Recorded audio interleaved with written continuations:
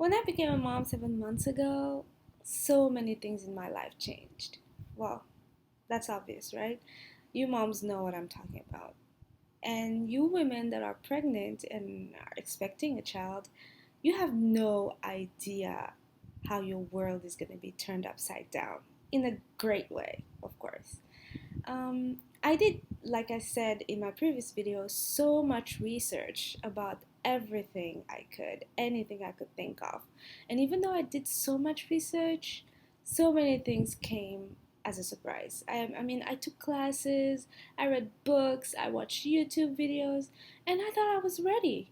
And little did I know, the big things were like life changing, of course. And I'm not only talking about having a baby. I'm talking about, how your personality changes, how your priorities change. I mean, I wasn't expecting that much. And most of the things that were surprising to me were actually things that I was expecting, but I didn't expect them to be so huge, you know? So I decided I'd make a video about the top 5 things that were unexpected for me as a mom. So, number 5 is how I changed as a person.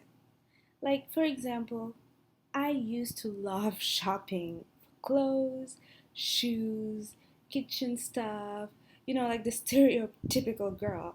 I liked shopping for all those things. But when I got pregnant, I didn't care about those things at all anymore. I found myself looking for, you know, swaddle blankets and, toys. And that wasn't surprising, the fact that I was looking for that stuff. The thing that was surprising is that I stopped looking for stuff for me altogether. I didn't buy clothes anymore. I didn't buy anything. Like, I stopped completely. And my husband was, "Do you realize that you're becoming a mom? You stop caring about yourself and you're only caring about this baby that you haven't even seen. So get ready to start nesting really early," is, I guess, what I'm trying to say. That was very surprising for me. I mean, I knew that I would shop a lot for the baby, but I didn't expect that I would forget about myself altogether. So that's my number 5. My number 4 is how much I worry about my baby. My mom is a big worrywart, and I was always getting on her case and telling her, "Mom, stop worrying. I'll be fine." She worries way, way, way too much. But when I had my baby, I became my mom. I mean, again, those things you expect, but you don't realize how much being a mom makes you worry.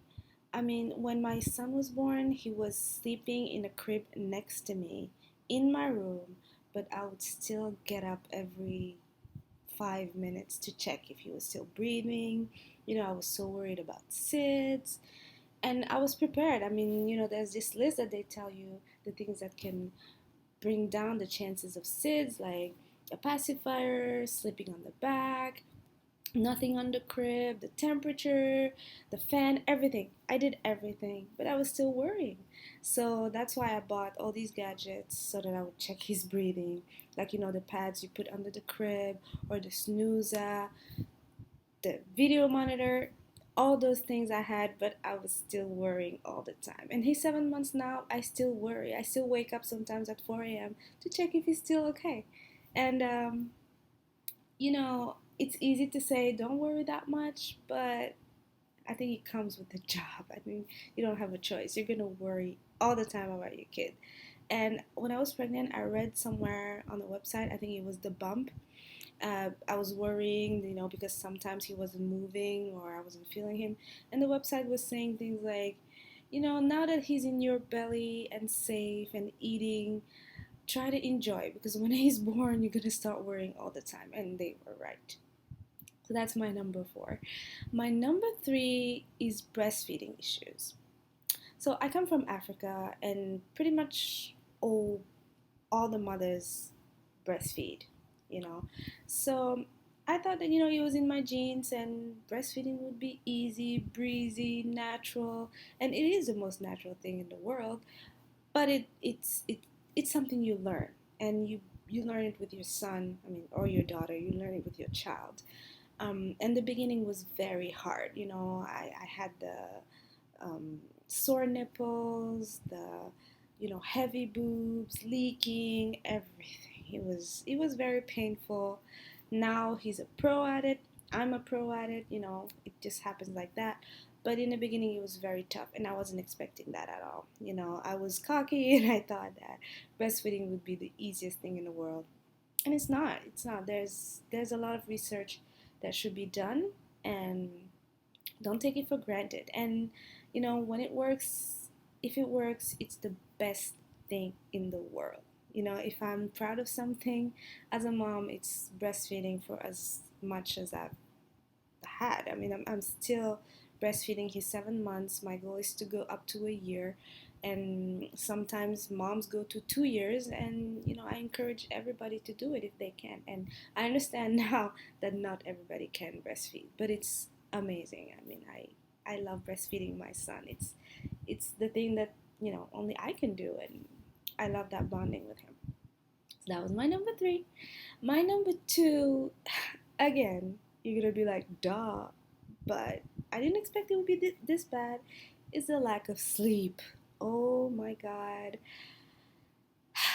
Everybody around me told me, you're not gonna sleep anymore. And I was like, I know, it's a baby. I know I'm not gonna sleep. I did not know. I mean, my son was particularly bad at sleeping. He would sleep for an hour tops and would wake up every hour on the dot. Sometimes he would only sleep for 30 minutes. I understand it's partly my fault because I didn't, teach him the right habits. I would rock him all the time, and I did everything that felt right. And, I have no regrets on that subject, but it was tough. It was really tough on my husband and me, and future moms, you have no idea how hard not sleeping is. It's very tough. I have no regrets, of course. I mean, now my son sleeps through the night. He's been sleeping through the night since he was 5 months.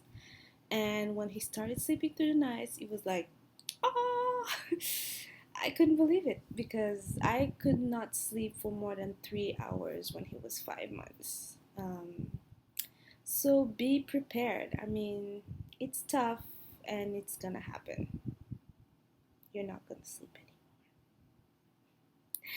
That was my number two. And my number one, I'm gonna end on a great note, is the joy a baby brings into your life.